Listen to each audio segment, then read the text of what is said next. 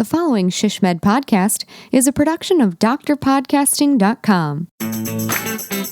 This is a special podcast produced on site at ShishMed Connections 2024 annual conference in Denver as we talk with keynote speakers and session leaders direct from the show floor. I'm your host, Bill Klaproth, and with me is John Kadlik. He is the CEO of Parallel Path. And we also have Katie Dalton-Rigsby. She is the System Vice President, Marketing and Communications at OhioHealth, as we talk about their session, Mastering Patient Engagement, a research-backed approach to meeting patients where they are. John and Katie, welcome. Welcome, you too, Bill. Thanks for having us. You have to do these all the time, but we really appreciate you having us. Thank you, John. You might be the first person that actually welcomed me. Welcome we back. got to welcome the host, too. To my own podcast. We're all about That's hospitality. right. And I love it. We're kind people. You're a unique individual, John, and I like that. You are too, Katie. Thank you. You're right in there, Thank too. you. All right. This is going to be fun, I can tell already. Good. So for you listening right now, I just want to let you know, John is very cool. He brought his own little gimbal, and he's filming himself on his iPhone right now. You are like a hip dude. Well, you're probably the only person that would say that. If this were ham and egg, he's the ham. Okay. Right. Right. We're here with the But ham Katie and egg show makes today. great eggs. Katie makes great eggs. Wow. All right. Well, next time you're gonna have to bring some, Katie. Okay. Come on. She's like, okay, yeah. Let's get out the questions now. Okay, Bill. Yeah, that's real funny. Okay, so John, what are some of the key insights you uncovered in your consumer health and wellness research study about how patients want to engage with their healthcare brands today? Well, appreciate you asking, Bill. We did a consumer health and wellness study of almost 1,900 consumers across the spectrum of health and wellness, including a large cohort from hospitals and health systems. A lot of insights from there, but I'd say there's a few that probably stood out to us. One is that wellness is not a niche-y thing anymore. It's definitely reached more mass kind of potential. People are much more conscientious about their physical, mental, and emotional health than ever before. Second thing I'd say is that when you're looking at segmentation and demographics as sort of the traditional way to go to market as a brand, we would say that motivations are actually a more higher level part of the hierarchy that trumps traditional demographics and segmentation, which we can get into later as well. We did identify one audience that was very mission focused. And so some brands feel this sense to be Patagonia, but we believe that not everyone has to be Patagonia. There's still a way to be purpose driven without going to that extent. And then the last one I'd say is we sort of talk about this drop the mic concept to let other people speak on behalf of your brand and that you don't have to do 100% of the work. Yeah, that's really interesting. It sounds like you uncovered some really valuable research. So thank you for sharing that with us. You bet. So Katie, how is OhioHealth taking this great information that John has surfaced and put it to use for you? Yeah, we did participate in the study. So we gave John's team access to our OhioHealth customer panel. Some folks in our market were directly surveyed around this. And so as a result, then we got access to all of the data from the study, including the 4 customer segments that John identified. At OhioHealth, we really do spend a lot of time focusing on the voice of the customer. We're pretty fortunate. We have a customer insights team that does a lot of quantitative and qualitative research. Those are the folks that partnered with John's team. But we also have a pretty robust user experience team. So they take the insights and then they try to come up with experiences or solutions that might resonate or connect with the actual customer. We kind of refine them. I'll give you one example. In John's study, one of the segments that they identified is the solutions-focused customer. And so, like many health systems, we have a Find a Doc functionality on our website and our mobile app. And one of the things that our team has done is really work to iterate to find ways to make everything that you need to find for a physician and schedule an appointment all in a single view. And something like that really resonates with a solutions-focused customer because they want you to be efficient with their time. They want you to meet them where they are, to solve problems for them and be quick and be accurate. And we've seen great results from that. So for example, building on some of those insights and refining our Find a Doc tool, we've actually seen our satisfaction rating go up for the tool. We've got a 4.8 out of 5 in terms of stars. And we've also seen our conversion rate go up for scheduling appointments. So when you're talking about mastering patient engagement, it sounds like those are the keys, or that's certainly a big part of it. Yeah, for sure. But it's also a lot of taking the insight, doing a lot of testing, learning, seeing what's working, what's not. Okay, so John, let me ask you this. Yeah. You mentioned before motivation seemed to be the biggest driver. Yeah. To me, that was kind of an oh wow moment. Were there other oh wow moments or specific behaviors or motivations that you found to be surprising when you did this research? I guess there was a few, but one that maybe stood out is around personalization. And personalization has been around for a long time, but in our study, there were 4 segments that emerged, and 2 of them really prefer and enjoy personalization, while 2 don't really care that much about it. So you can't paint this broad brush assumption that everyone cares about personalization when they might not. So those that are Gen Z, for instance, and the younger generation that were born in a technology native environment clearly care more about personalization when you get to age generational kind of things. But then one of these groups that is very solution focused cares deeply about personalization. They want you to make their life easier. They want you to take the things that you know about me and make something of it. And others think it might be creepy and it might be crossing the line, especially in healthcare, where you're talking about people's personal data at a deeper level than, a consumer good or product otherwise would. So that was one thing that stood out to us. It wasn't a general rule that everyone loves personalization, Right. for instance. Was there a generality that younger people wanted more personalization and older people are like, get off my lawn? Stay away from me. What is this? A little bit, yeah. Yeah. But I do think it's also how you were born and raised, Gen Z and millennials with the phone in their hand from day one, boomers and silent Right. generation, not as technology savvy. You didn't have as many options to personalize in that time frame. So their expectations were framed differently from the get-go. Right. And so it doesn't really surprise me in that regard that the younger generation is driving the agenda. Yeah, for sure. Have you found that at OhioHealth? Absolutely. I can give a specific example. Yeah, please do. So we took a look at our customers at OhioHealth, and we found that our most digitally engaged customers are millennials.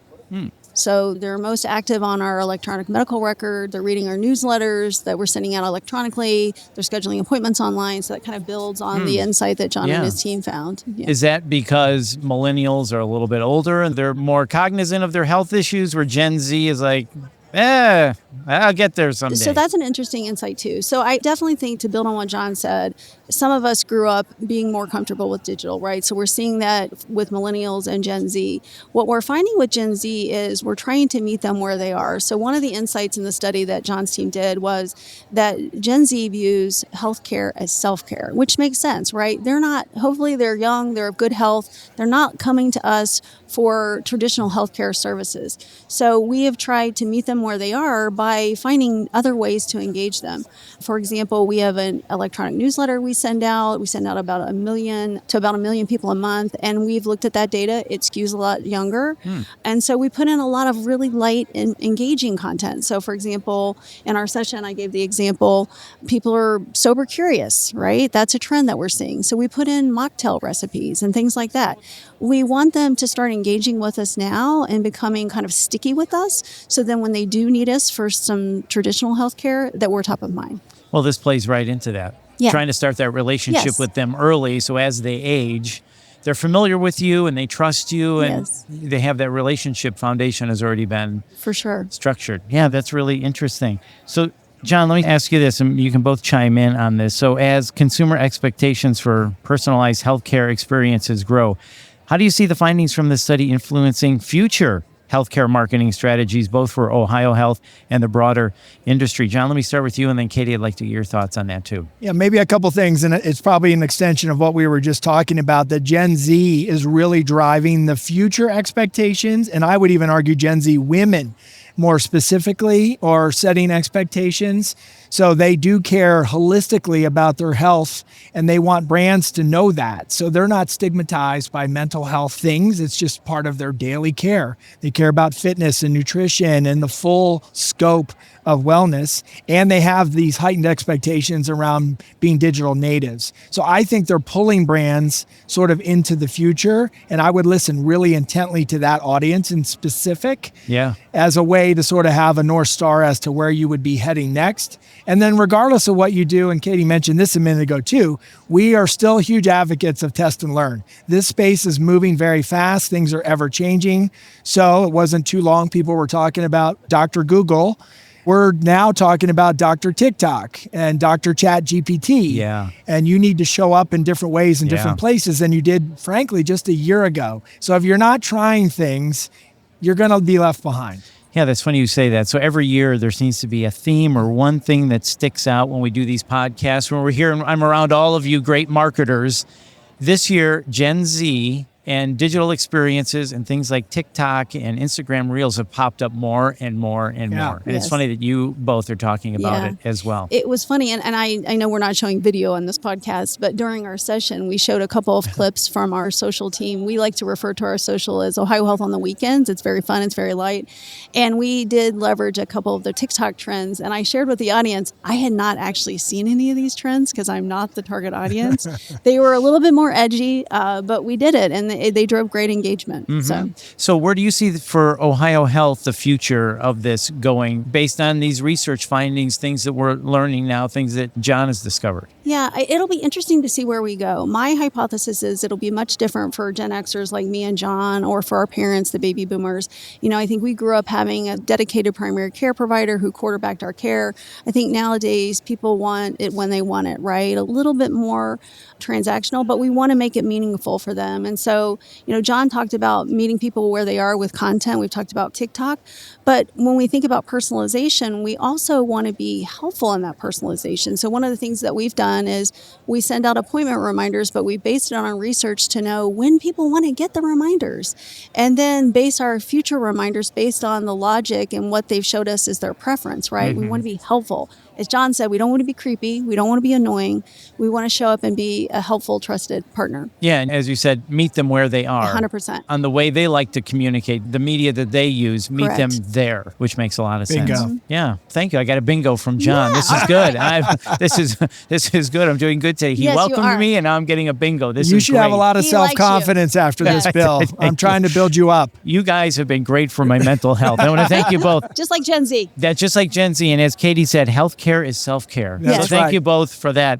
This has really been a lot of fun. I've loved talking with both of you. Before we wrap up, I'd love to get some final thoughts from each of you. Katie, let me start with you. Anything else you want to add? I just think that if people can take away one thing is we've got to continue to do a lot of listening with our customers and do a lot of testing. Put solutions out there, put experiences out there and see what works and doesn't work, but don't be afraid to fail as part of that learning process. Yeah, the podcast before you, they said some of the same things and they phrased it, it's not win or lose, it's win or learn. Yes, love that. Which I That's thought good was Yeah, we're going to pretty steal cool. that. That's good phrasing. Please do. That's Carolina Anthony who said that. We have to give her credit. Thank you, Caroline and Anthony. Yeah, thank you, Caroline Anthony. John, wrap it up for us. You're the anchor here. Final thoughts from you.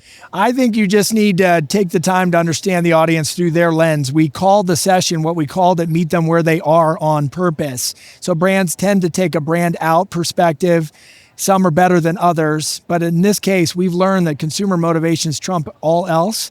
And so you got to see the world through their perspective and therefore know what to try and test for your specific situation. Yeah, great advice. Very well said. Thank you both. I've enjoyed talking with both of you. Thank you. Yeah, Thank you. Good to see you. Thanks, Bill. Yeah, you bet. And once again, that is John Cadlick and Katie Dalton-Rigsby, and we hope you enjoyed SHSMD Connections 2024. And if you missed it, if you're unable to be here, if you're listening at home or at work right now, you can access the presentation recordings at shshmed.com. In fact, you can go and check out the session that John and Katie did. And we ask you to please make sure you subscribe so you get every episode of the SHSMD podcast and share it on your social media channels. And you can check out all of our topics and healthcare solutions at shshmed.org/podcasts. Thanks for listening.